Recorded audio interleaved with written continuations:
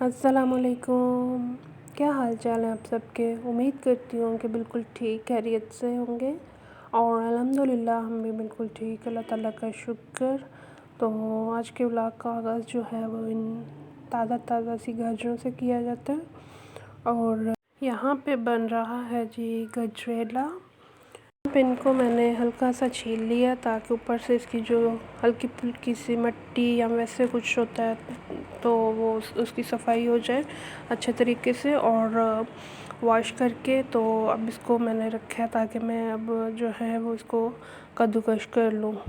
बहुत खूबसूरत रंग में जो हैं आजकल सब्ज़ियाँ आ रही हैं फ्रेश फ्रेश सी। तो बस आजकल यही कोशिश होती है कि ज़्यादा से ज़्यादा जो है वो सब्ज़ियाँ खाई जाए, उनको इस्तेमाल किया जाए। तो यहाँ पे अब मैं इनको जो है वो कद्दूकश करना स्टार्ट कर दिया। तो मुझे फ़ील हुआ कि शायद इसमें जो है वो सही तरह से नज़र नहीं आ रहा कद्दूकश करते हुए। तो बस अब इसको मैं उधर शिफ्ट कर रही हूँ और इसमें मैं फिर जो है ना इसको कद्दूकश करना स्टार्ट कर दूँगी। तो जितना टाइम लगता है यहाँ पे कद्दूकश करते हुए साथ साथ आपसे कुछ बातें करते हैं। और ये है कि आजकल वेजिटेबल्स जो हैं जो फ्रेश फ्रेश से बड़ी आ रही हैं तो हर कोई जो है वो बड़े शौक़ से जो है वो उनको इस्तेमाल करते हैं। तो गाजरें तो कुछ वैसे ही बहुत जो है फ़ायदेमंद है, इनके फ़ायदे तो इनमें बहुत ज़्यादा है। और आजकल के सीज़न में वैसे भी मीठी गाजरें आ रही हैं। तो यह है कि कोशिश आप भी करें कि ज़्यादा से ज़्यादा जो है वो इस्तेमाल किया जाए इनको। किसी भी सूरत में खाएं लेकिन ज़रूर खाया जाए। और अब इसको मैं जो है वो ज़रा रगड़ा लगा के तो जल्दी जल्दी से कद्दूकश करती हूँ।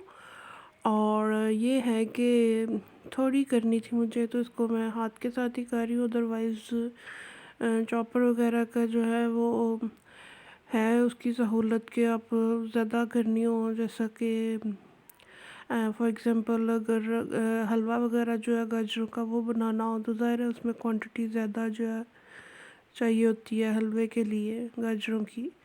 तो उसमें जो है वो फिर आसानी रहती है अगर चॉपर वगैरह में जल्दी से कर लो तो। लेकिन यह है कि मैं हाथ के साथ ही इसको कद्दूकश कर रही हूँ क्योंकि मुझे थोड़ी चाहिए, ज़्यादा नहीं चाहिए। तो बस जल्दी जल्दी इसमें ही हो गई थी, इतना ज़्यादा टाइम नहीं लगा था। आज का जो मेरा दिन है वो काफ़ी बिज़ी गुजरने वाला है। 2-4 और भी मेरे काम हैं ऐसे जो मुझे जो हैं आज ही निपटाने हैं किचन से रिलेटेड ही। तो बस ये है कि मैं सुबह के टाइम ही भी स्टार्ट हो गई हूँ ताकि टाइम से जो है वो सारा कुछ मैनेज हो जाए, मेरा सारे काम हो जाएं। बस जी यही गाजरें थी जिनको मैंने करना था कद्दूकश और ये हो गई हैं। इनको अब डालते हैं एक बड़े से बर्तन में। तो इसमें अब मैंने जो है वो तसले में जो है इसको मैंने सारा शिफ्ट कर दिया कद्दूकश गाजरों को। और ये साथ में मैंने देसी घी जो है वो थोड़ा सा ऐड किया है और जस्ट इनको हल्का सा मैं फ्राई करूँगी ताकि थोड़ी सी नरम पड़ जाए। इनका जो पानी है वो अच्छे तरीके से जो है वो निकल जाए। बस इनको हल्का सा फ्राई करना है आपने। और जैसे ये थोड़ी सी नरम हो जाएंगी तो फिर इनमें जो है वो हम लोग बाकी की चीज़ें ऐड करेंगे। और जैसे मैंने चूल्हे पे उसको चढ़ा दिया तो साथ में ये पालक आ गई थी। तो इसको मैंने जो है वो साफ़ करना था, इसकी पहले सफाई करनी थी, फिर सफाई के बाद इसको कट करना था। और मैंने सोचा कि क्यों ना इसको भी साथ साथ जो है वो करती जाऊँ। हल्की आंच पे मैंने रखा हुआ था गाजरों को। तो थोड़ा थोड़ा टाइम बाद बस उसको मैं हल्का सा मिक्स कर रही थी क्योंकि अभी स्टार्ट है तो अभी इतनी टेंशन वाली बात नहीं थी कि उसके पास ही खड़े होकर तो उसको मिक्स करते रहो। तो साथ साथ मैं ये वाला काम निपटा रही थी। और इधर देखें जी, अब ये देखें तकरीबन ऑलमोस्ट को 10 से 15 मिनट के टाइम में जो है ना ये इस तरह का हो गया, गाजरों का रंग भी चेंज हो गया और वैसे भी फ्राई भी हो गई हैं हल्की फुल्की सी ना। तो घी डालने का मकसद सिर्फ यही था कि मुझे ये था कि नीचे ना लग जाए, इसलिए मैंने थोड़ा सा ऐड किया। अब इनमें मैंने जो है वो भिगो दिए हुए थे चावल। तो अच्छी तरह से वो भीग चुके थे काफ़ी, तकरीबन 8-10 घंटे के लिए मैंने भिगो दिए थे। तो ये अब इनको मैंने वॉश करके तो वो डाल दिया। बस अब इनके बाद जो है मैं डाल दूँगी इसमें दूध, ताकि ये अच्छे तरीके से जो हैं वो बीच में पक के तो सही बीच में जज़ब हो जाएं, गल जाएं, और साथ में गाजर भी जो है वो भी अच्छे तरीके से जो है पकती रहें। तो बस दूध थोड़ी थोड़ी क्वांटिटी में मैं डालती जा रही थी, ताकि आसानी से जो है वो पकता जाए, ज़्यादा जो है वो टाइम ना लगे इसको। जैसे जैसे दूध गाढ़ा हो जाता था साथ ही मैं और डालती जाती थी। एक साथ अगर दूध ऐड कर दें तो फिर ये होता है कि ज़्यादा उसके लिए जो है वो इंतज़ार करना पड़ता है, उसको पकते हुए ज़्यादा टाइम लगता है। लेकिन थोड़े थोड़े दूध के साथ जो है वो जल्दी, इस तरह की कोई भी आप डेजर्ट या स्वीट डिश बनाते हैं तो वो जल्दी बन जाती है। दूध ऐड करने के बाद आपको शक्ल दिखाई दे रही होगी, गाजर जो फिर से ताज़ा तर हो रही हैं, और ये है कि अब इनको पकते पकते टाइम लगेगा, और साथ साथ मैं दूसरा काम निपटा रही थी पालक वाला। तो अब ये दोबारा से मैं जो है वो आपको शो करवा रही हूँ। इधर अब जो है ना उसमें उबाल अच्छे तरीके से आना शुरू हो गया गजरेले के ना। तो अब पास ही खड़े होके इसको मैं साथ साथ मिक्स करती जा रही हूँ, ताकि दूध ऊपर को ना उबल जाए। और दूसरी तरफ मैं इधर मसाला बनाया, हमारा प्लान चेंज हो गया, और पालक वाला जो था वो उसको मैंने वॉश करके तो रख दिया, कटिंग उसकी करके तो अच्छी तरीके से वॉश किया और रख दिया उसको। तो यहाँ पे जो ये प्लान चेंज होना हुआ कि आगे फ़िश आ गई, और फिर वो बनानी पड़ी। पालक को मैंने फ्रीज़ कर दिया। इधर बादाम लिए मैंने कुछ, थोड़ी सी बीच में सब्ज़ इलायची ली है, तो इनको मैं ग्राइंड कर लूँगी। और ये तकरीबन मुझे कोई 3-4 घंटे के बाद जो है ना इसकी अब ये लुक आई है। तो बस अब इसको और पकाऊंगी जितना हो सका, जितनी इसको ज़रूरत हुई और पकने की। तो साथ में मैं जो है बादाम जो हैं और पिस्ता वगैरह उनको भी ग्राइंड कर लिया कि ऐड कर लूँ साथ ही। और ये देखें अब आहिस्ता आहिस्ता सा जो है ना वो पकने की शक्ल इख्तियार कर रहा है गजरेला। तो बस याद रहे कि भी मैंने सिवाय दूध और गाजरों और चावलों के अलावा कुछ भी नहीं ऐड किया। इसके अलावा चीनी वगैरह जो है वो बिल्कुल भी अभी ऐड नहीं की, क्योंकि जब ये अच्छे तरीके से पक जाएगा फिर लास्ट पे मैं जो है ना वो चीनी ऐड करूँगी। क्योंकि जब भी चीनी ऐड की जाती है तो जब वो मेल्ट होती है तो किसी भी चीज़ की जो थिकनेस है वो उसमें कमी आती है, तो फिर मज़ीद उस चीज़ को पकाना पड़ता है। तो लास्ट में मैं डालूँगी। और इधर दूसरी तरफ मैंने मसाला जो है वो अच्छे तरीके से भून के साइड पे कर लिया। यहाँ पे मैंने रखी है जी मछली, उसको मैं कर रही हूँ फ्राई। और फिर जैसे ही ये जो है वो फ्राई हो जाएगी तो मसाले में हम लोग जो हैं वो पानी ऐड कर देंगे, और जब पानी जो है वो अच्छी तरीके से पक जाएगा तो ये फ्राइड जो फ़िश है ये उसमें डाल दी जाएगी।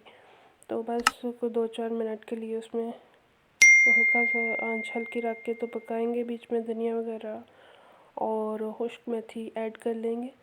तो जी हमारा जो सालन है फ़िश का वो रेडी हो जाएगा। साथ में हम लोग बनाएंगे इसके साथ चावल, तो साथ उसकी भी तैयारी करते हैं। और दूसरी तरफ चढ़ा लेती हूँ मैं चावलों का पानी, क्योंकि थोड़ा सा लेट हो गई हूँ मैं। और बस यही है कि जल्दी जल्दी सब काम हो जाए। और यहाँ पे टन टना मेरा सालन हो गया रेडी, और चावल भी ऑलमोस्ट मेरे बन के थे फ़िश के फ्राई होते के दौरान ही। तो बस सालन जो है वो भी मेरा रेडी हो गया, और अब मैं सर्व कर रही हूँ खाना। ये बाउल में मैंने जो है वो सालन डाला है। तो बस जल्दी से देते हैं जी सबको खाना, और ख़ुद भी खाते हैं। तो आप भी आइए हमारे साथ और बिस्मिल्लाह करते हैं इकट्ठे। बस तो अब खाने से फ़ारिग हो के सारे मामलात को निपटा के तो फिर दोबारा से आपसे मिलते हैं।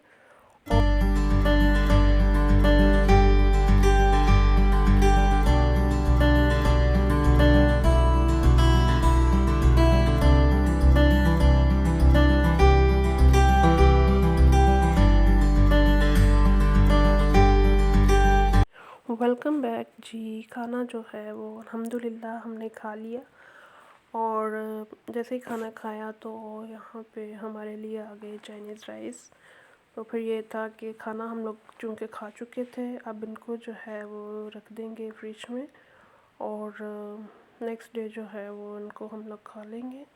तो बड़ी अच्छी फ्रेश सी सब्जियों के साथ चाइनीज़ राइस जो है वो ये रेडी हुए थे।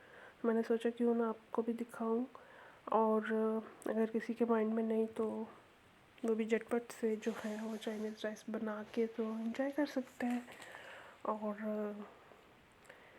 जो है वो खा सकते हैं। और यहाँ पे ये आ गया जी कबूतर। तो अब इसको मैंने जो है वो वॉश किया, और वॉश करके तो इसको मैं रख दूँगी फ्रिज में, इंशाल्लाह ताला नेक्स्ट डे बनाएंगे जी। तो यहाँ पे मैं आपको जो वो हर एंगल से दिखा रही हूँ, और बड़ा छोटू सा क्यूटू सा चुन्नू मुन्नू सा था कि इवन ये जो है वो वीडियो में इस तरह का नहीं दिखाई दे रहा, लेकिन वैसे जो है वो बहुत छोटू सा था। तो यहाँ पे मैं आपको आगे चल के तो दिखाती हूँ पकड़ के भी। ये देखें, बिल्कुल बेचारा जो है वो सुकड़ू बुकड़ू था, क्योंकि छोटा ही होता है ये कबूतर जो है वो, उसकी इतनी नहीं होती बॉडी स्ट्रक्चर ये वो। तो ये देखिए हाथ में रख के तो ये मेरी हथेली में मुश्किल से पूरा आ रहा है, और उसके लेग पीस देखिए बिल्कुल छोटे छोटू से। और जब इसको मैं सेकंड डे बनाया था तो इसने अच्छा खासा टाइम जो है वो लिया था। इतना छोटा सा था लेकिन पकते हुए बहुत इसने टाइम लिया। तो खैर पक गया बेचारा, कोई ऑलमोस्ट इसको 40-50 मिनट के वेट लगाया। वक्फे वक्फे से इसको मैं खोलती रही हूँ, लेकिन फिर भी सख्त रहता था इसका गोश्त जो है। फिर अल्लाह अल्लाह करके थे फिर गल ही गया। तो यहाँ पे आ गया जी कुछ फ्रूट्स, और ये हैं बनाना, और मौसमियाँ थी साथ में, और साथ में एप्पल थे। तो बस ये वाली बास्केट को खोलते हैं और देखते हैं कि किस तरह के एप्पल जो हैं वो इसमें से निकलते हैं, क्योंकि पैकिंग में जो है वो आपकी लक होती है। पाकिस्तान से ख़ास तौर पे कोई भी चीज़ अगर आप पैकिंग में ले रहे हैं, लाइक मतलब कि फ्रूट्स वगैरह से रिलेटेड अगर कोई चीज़ ले रहे हैं, कोई आइटम, तो वो तो आपकी लक है कि वो अच्छी निकल आए। और इतनी धोखाधड़ी होती है कि ऊपर जो है वो चीज़ अच्छी होगी, अगर कोई दुकानदार खोल के दिखा भी दे तो ऊपर अच्छे से ताज़ा सी चीज़ें जो है वो मिलेंगी। दिखाएंगे कि ये देखिए इतना अच्छा फ्रूट है, ये है वो है, लेकिन जैसे वो एक लेयर को हटाया जाता है और दूसरी लक है आपकी कि वो चंगी कोई शय निकल आए, नहीं तो गले सड़े निकलनगे जड़ा भी होएगा फ्रूट। तो खैर यहाँ पे इसको खोलते हैं। माशाल्लाह से काफ़ी रेड से एप्पल जो हैं वो दिखाई दे रहे हैं। तो बस इनको अब देखते हैं कहाँ तक रेड निकलते। तो आपसे मैं लेती हूँ इजाज़त, इंशाल्लाह ताला एक न्यू व्लॉग के साथ दोबारा हाजिर होंगी। अपना ख्याल रखिएगा, and don't forget to subscribe my channel and like and share. Bye bye, अल्लाह हाफिज़, टेक केयर, एंड अल्लाह निगहबान।